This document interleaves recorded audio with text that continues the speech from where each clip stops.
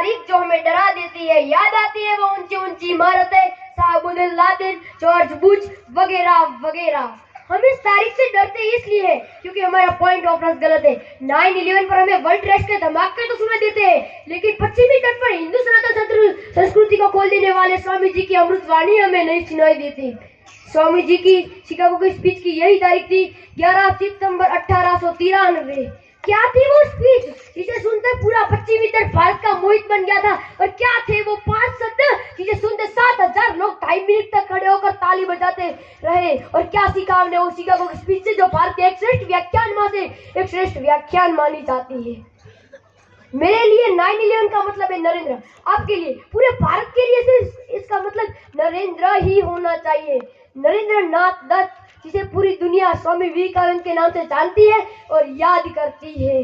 हमें 9/11 क्यों याद रखना चाहिए? क्योंकि उस दिन एक भगवा वस्त्रधारी ने पश्चिमी सूट बूट वाले इंसानों को एक बोना साबित कर दिया था। हमें 9/11 क्यों याद रखना चाहिए? क्योंकि इस दिन भारत फिर से एक बार गुरु रूप में स्थापित हो गया था। आज से लेकर हम 9/11 न्यू ईयर के लिए नहीं, शिकागो स्पीच के लिए याद करेंगे। आज से लेकर हम 9/11 सिद्धांत के लिए नहीं, विश्व शांति के लिए याद करेंगे। आज से लेकर हम 9/11 आतंकवाद के लिए नहीं, सनातन संवाद के लिए याद करेंगे। और आज से लेकर हम 9/11 लादेन के लिए नहीं, नरेंद्र नाथ दास के लिए याद करेंगे। तारीख 11 सितंबर 1893, जगह अमेरिका के तट पर बसा हुआ घनी आबादी वाला शहर। अवसर विश्व धर्म संसद। मौका तो था धर्म पर विचार विवाद करने का, लेकिन दूसरों को छोटा और खुद को बड़े समझने वाले पश्चिमी संस्कृति सैकड़ों विद्वानों के बीच स्वामी जी का मजाक उड़ा रहे थे। स्वामी जी के कपड़े उनसे मेल नहीं खा रहे थे, गदगाती भी कुछ खास नहीं थी। भारत को तीसरी दुनिया कहने वाले, सपेरे को देश कहने वाले मन ही मन में हंस रहे थे कि बड़ी बड़ी बातें करता है भारत। बात बात पर उपनिषद और वेद खोल कर बैठ जाता है। खुद को प्राचीन सभ्यता कहता है भारत, और जब बात मुकाबले की आई तो पीछे हट गया, एक लकड़ी के सिपाही को जंग लड़ने भेज दिया। ये तो हमारी सरकी पहली तलवार का भी काम नहीं सह पाएगा, चटक जाएगा। तो स्वामी जी सब प्रतिनिधियों के शांति से सुन रहे थे।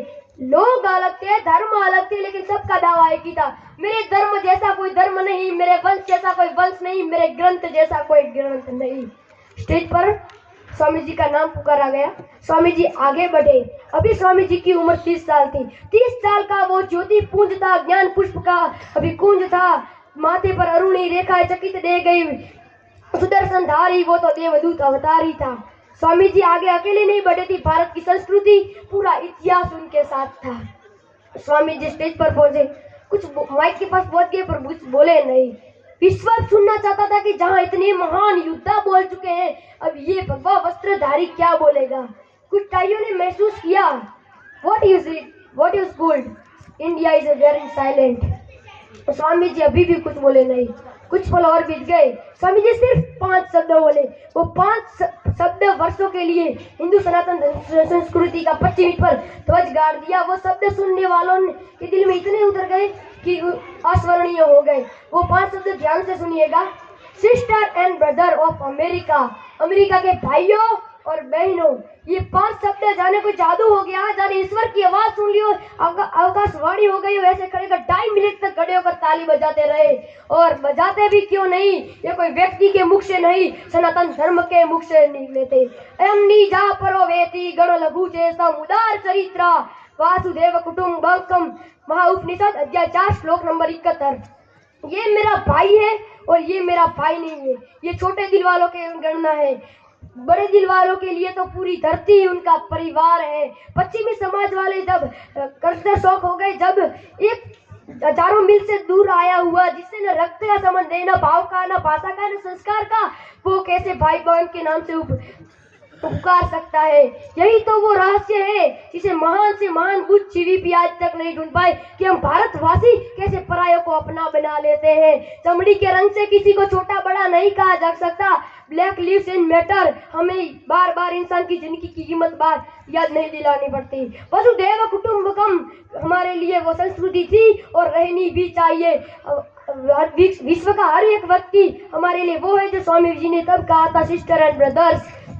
वो हमें तीसरी दुनिया कहते हैं, वो उनकी मर्जी, लेकिन हमारे लिए कोई दूसरी या तीसरी दुनिया नहीं है। एक ही दुनिया है जिसमें सब सिमट कर आ जाते, काले गोरे, बड़े छोटे, गरीब अमीर, पेड़ पौधे, समुद्र, नदियां, सब सिमट कर आ जाते हैं। आखिर में एक शायरी कहूंगा, हमें न काले गोरे का भेद आता, हमें न काले गोरे का भेद आता, हम हर दिल से नाता जोड़ना आता, भले कुछ ना आता हमें प्यार निभाना आता, किसी ने तो देश जीते हमने तो दिल जीते हैं, चाहे राम है अभिनर में, सीता है नारी में, इतनी ममता नदियों को भी जहाँ माँ कहकर पुकारते हैं, इंसान तो ये इंसान, यहाँ तो पत्थर भी पूजे जाते हैं। मैंने इस धरती पर जन्म लिया ये सोचकर इकराता हूँ, भारत का रहने वाला हूँ, भारत की बात सुना दो। जय हिंद, जय भारत।